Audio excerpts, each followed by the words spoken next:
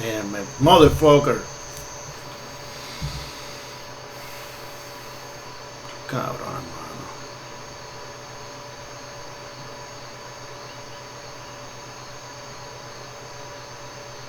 Oh, go, oh, run. Shit.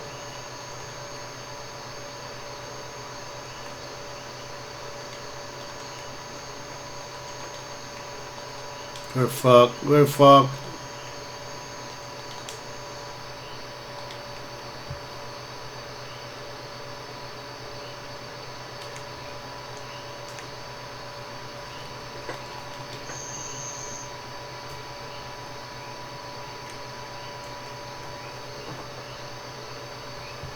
Dame ese motherfucker. Me pa'l carajo, cabrones.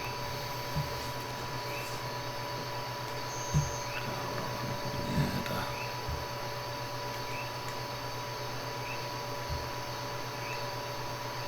Mierda. Bicho.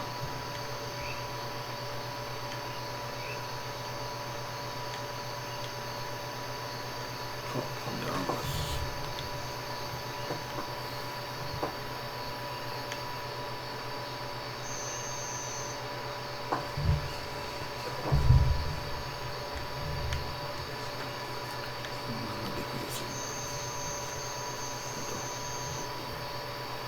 Fucking hombro ese.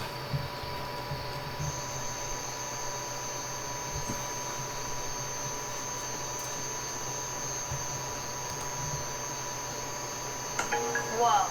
What's that? I just built a budgeting app in Base 44. Guys, maybe just... Hi, hello, how are you? Come on in and take a seat.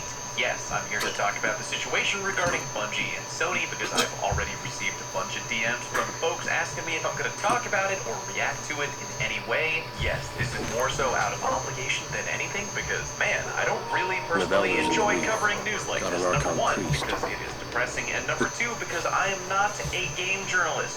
Nor am I anything close to a game dev. I'm just a guy with minimal editing skills. That's why I have an editor. Say hi, Maggie. I got a degree in communications from a mid-ranked college, barely passable Photoshop skills at best, and a lifelong love of video games.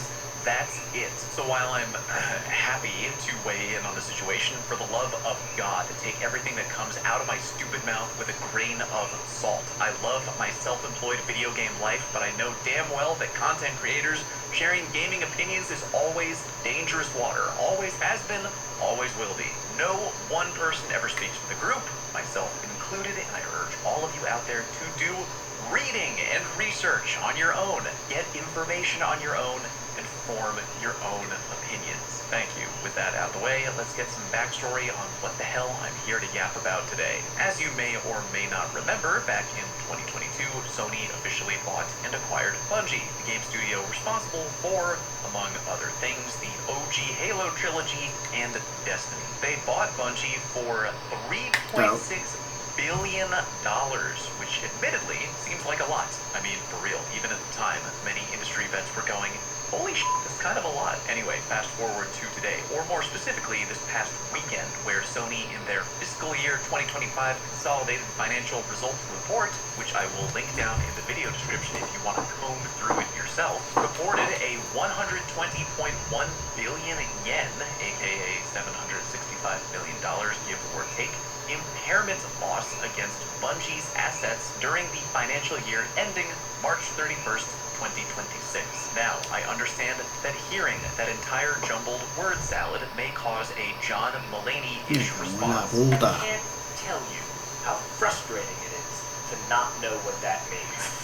Think of it like this. Your dad buys a collectible waffle iron signed by George Foreman for $100.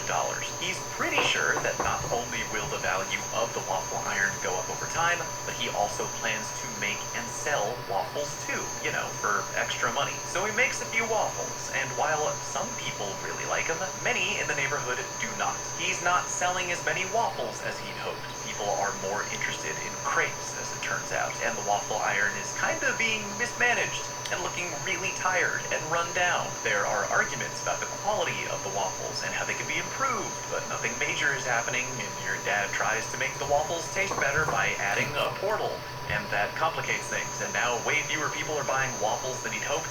And also he dropped it a few times and is really scuffed now. And financial experts estimate the value of the waffle iron is now way lower than what he originally bought it for. That's kind of the current situation going on with Sony and Bungie. And of course, the exact minute that Sony reported that financial information, myself and many other people immediately let out a big, frustrating sigh.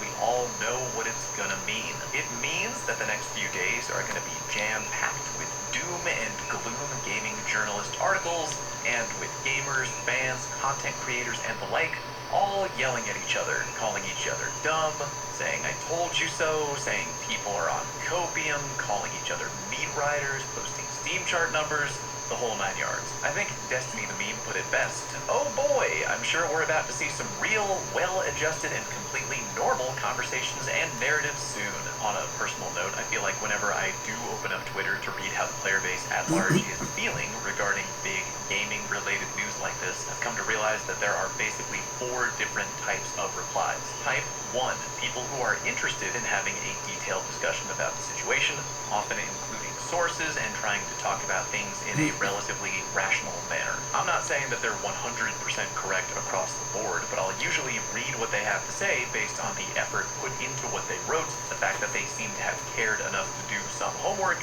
and they're trying to discuss things without a ton of emotion. Type 2, people who aren't necessarily trying to cite sources or bring hard facts to the table, but rather are trying to generally summon good vibes despite a very obviously bad situation. Type 3, people who just want to weigh in one way or another and voice their own personal feelings on the situation, whether that be negative or positive. And Type 4, trolls, who aren't there to further the discussion in any way, and either post nothing but screenshots of the marathon player count taken at 4 a.m. on a Wednesday, or memes that they think nail the center of the bullseye, but they're not even really aiming at the right target. Naturally, I try to spend most time reading 1, 2s, and even 3s. Honestly, I don't mind negativity or people who look at things with a half-glass empty attitude. It might make me a little bit sad to read, but as long as people are sharing thoughts in a way where they're not telling people to drop a toaster into the bathtub, yeah, I'll read it. Anyway, back to Sony and Bungie. I think that the majority of people, after having read all the news regarding the Sony financial report, now maybe have 3 questions on their mind. Question number 1, how is this going to affect Marathon? This one seems like it might have the most straightforward answer for the time being. According to Sony's CFO and corporate executive officer Lin Tao, the short answer is they're gonna keep supporting it. The following is transcribed directly from the Sony call. Quote, in our studio business, earnings from Bungie's title portfolio did not reach our expectations, so we downwardly revised our business plan and impaired the full amount of the fixed assets related to Bungie except for goodwill. Player reception to Marathon is strong, with the game receiving a Metacritic score of 82 and more than 90% of the player reviews on Steam being positive. Engagement metrics such as retention also remain at a high level. Going forward, we aim to improve the performance of the game by working to retain highly engaged core users through the introduction of additional content, further improvements in the gameplay experience, and expansion of the user base. That seems pretty straightforward. Despite the fact that not a ton of people are playing Marathon, user reviews and the overall feedback of players who actually are playing the game is actually good. The active player count definitely isn't as big as it could be, but goddamn, people who log on, those motherfuckers really do like Marathon. It's like when a movie comes out with low box office numbers, but kind of becomes a cult classic